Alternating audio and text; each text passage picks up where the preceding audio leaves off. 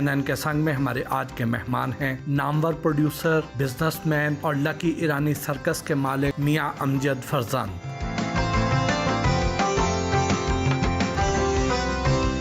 उनसे मुलाकात के लिए मीनार पाकिस्तान पर कायम लकी ईरानी सर्कस पहुंचे तो उन्होंने हमारा पुरतपाक इस्तकबाल किया।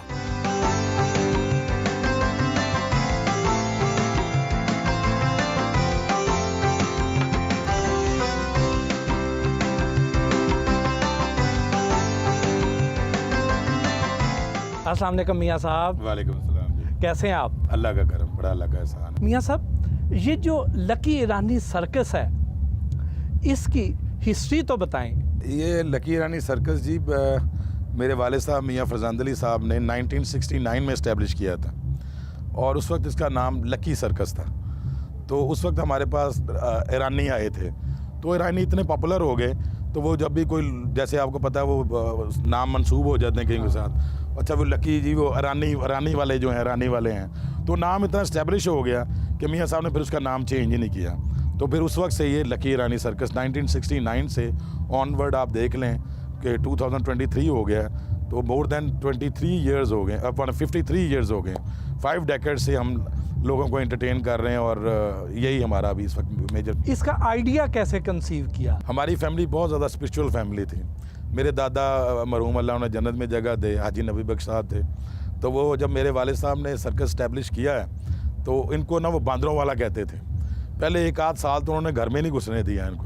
उन्होंने कहा तुमने कौन सा ये काम शुरू कर दिया भाई, हमारी तो पूरी फैमिली में ये काम कभी किसी ने नहीं किया, तो तुम तो ये यहाँ वो एनिमल्स भी हैं और जनाब यहाँ वो लड़कियाँ भी काम कर रही हैं और जनाब वहाँ वो बंदे भी काम कर रहे हैं। उसके बाद जब उन्हें पता चला वो एक ब्रांड बन गया तो फिर वही हमारी पहचान भी बन गया।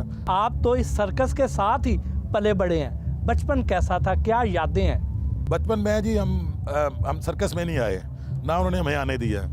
सबसे पहले तो हमारी एजुकेशन कंप्लीट हुई क्योंकि, और मैं सर्कस में आया हूँ मेरा ख्याल है 1991 में। 1991 से ऑनवर्ड मैं 1999 तक मैं सर्कस में रहा हूँ, 9 साल। और 2000 में मियाँ साहब की डेथ हो गई, वाले साहब की डेथ हो गई, तो उसके बाद फिर वो उनकी जो सीट थी, वो जो टोटल एडमिनिस्ट्रेटिव जितने मामला थे और जितने वो सारे जितने भी हमारे अरेंजमेंट्स थे, उसके लिए एक ऑफिस भी दरकार होता है और फील्ड का अलहदा एक बिज़नेस है और ऑफिस का एक अलहदा बिज़नेस है। तो फिर मैं जाके हेड ऑफिस में बैठ गया और मेरे जो कज़न हैं और मेरे भाई छोटा है वो फिर दोबारा भी सर्कस में आ गए। तो वो 8 साल जो थे हमारे बड़े हमने एंजॉय किया, बड़ा उसमें बड़ा कुछ सीखा और घाट के लोगों से मिले, घाट का पानी पिया। और ये जितना एक्सपोजर है मैं ये समझता हूँ कि वो उन 8 साल की वजह से हमने बहुत कुछ लर्न किया है और अपने मुल्क का पता चला है। उन एरियाज़ में गए हैं आप, भट्टी साहब यकीन करें कि आप लोगों ने उनका नाम नहीं सुना होगा इन एरियाज़ का। जिन रिमोट एरियाज़ में हम पूरे पाकिस्तान में हम ट्रैवल करते हैं और उन लोगों को एंटरटेनमेंट प्रोवाइड करते हैं जहाँ अगर गवर्नमेंट ऑफ पाकिस्तान भी चाहे तो उनको एंटरटेन नहीं कर सकती। तो ये it was very nice experience for us और वो सारी ज़िंदगी याद ही रहेगा। आप इसमें क्या क्या जिद्दत लेकर आए? जिद्दत यही लेके आए जी कि इसमें पहले फॉरनर्स नहीं थे हमारे पास। पहले हमारे पास एलिफेंट था लेकिन टाइगर नहीं थे, चिंपैंजीज नहीं थे और फॉरनर्स जो थे। और पहले हमारा जो इस तरह का सेटअप था वो पहले वो फटे हमारे जो होते जैसे हम ब्लीचर्स कहते हैं, अभी उसको वैसे अपनी जो टर्म है हमारी, वो जो हमारी टर्मिनोलॉजी भी है ना सर्कस की, उसमें हम उसको गैलरी कहते हैं। और उसमें वो हमारे वो वुडन वो होते थे। उससे पहले जनाब वो ज़मीन पे बैठा करते थे लोग। और ये जो आप देख रहे हैं ये जो आयरन अरेना है हमारा, वो उस वक्त मिट्टी का होता था। और अभी वो जितने भी घोड़े या जो एनिमल्स आते थे वो जब भागते थे तो वो उस पर धूल उड़ती थी। उसके बाद हमने फिर ये उस वक्त ये पाकिस्तान में अवेलेबल नहीं थी चेकेड शील्ड, तो मैं इसके लिए स्पेशली मैं यूक्रेन गया, वहाँ से जाके हमने जनाब ये चेकेड शील्ड वहाँ से वो हमने 3 कंटेनर मंगवाए और दोनों यूनिट्स में हमने वो अभी आप देखेंगे आपको टोटल वो कार्पेट नज़र आएगा, या आपको टोटल सिटिंग जो है वो अच्छी कुर्सी वो नज़र आएगी, वो ब्लीचर्स हैं वो ज़रा बेहतर हो गए, साउंड सिस्टम बेहतर किया, लाइट्स बेहतर की, SMDs आ गई, अभी आपने देखा जैसा SMD भी आई है। क्या खुद भी सर्कस को शौक से देखते हैं या मजबूरी के तहत आते हैं? नहीं जी, मैं सर्कस को बहुत क्रिटिकल आई से देखता हूँ। मैं जब सर्कस में था उस वक्त हम स्पेशली हर रोज़ जो है ना कम से कम अगर 3 शो होने हैं तो उनमें से आधा 1 या 1.5 शो देखना है डेली।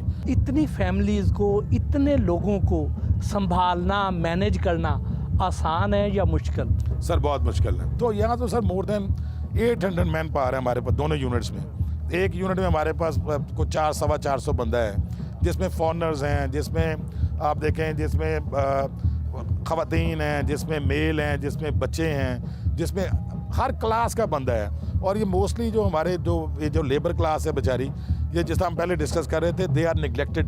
आपको पता है इसमें ये और कोई काम नहीं कर सकते, इन्होंने यही सीखा है, यही किया और इन्होंने यही करना है। यहाँ हमारे पास इलेक्ट्रिशियन भी 3rd जनरेशन वाले चल रहे हैं। यहाँ अगर आप इसको रिंग बॉय कहते हैं जो रिंग में काम कर रहा है, इस तरह जो हम कहते हैं गेट कीपर्स हैं, इसी तरह हमारे पास जितने भी और स्टाफ है। काम इतना मुश्किल है जी कि अभी 400 बंदे को मोबाइल रखना और 40 ट्रक जो हैं उनको आपने जनाब लेके चलना और गांव-गांव करिया आपने जाना।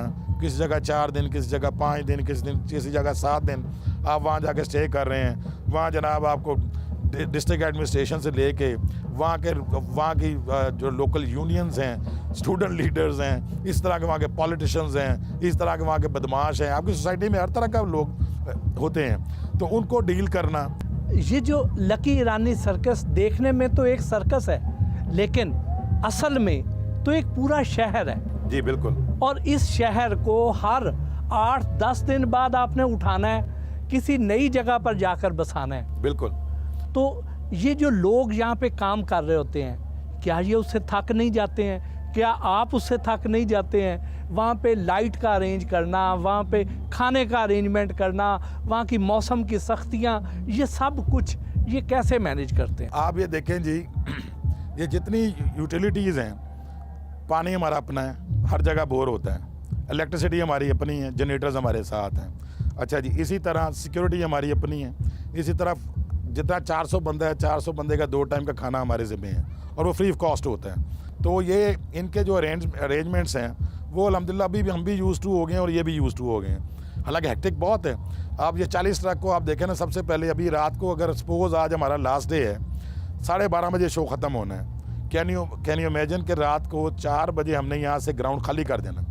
विद इन 3.5 आवर हमने 40 ट्रक्स पे सामान पूरा खुलना है, खुल के फिर इसने पैक होना है, पैक होकर फिर इसने लोड होना है और very next day with in 300 kilometres दोपहर 12 बजे कल जाके हम शो देंगे। ये इस तरह की एक वो साइकिल हमारा बन गया है कि हम तो यूज़ टू हो गए हैं, लेकिन लोग सुनते हैं और परेशान हो जाते हैं कि यार कल तो आप रात 12 बजे तक तो वहाँ थे, आज आप सुबह 12 बजे यहाँ शो कर रहे हैं।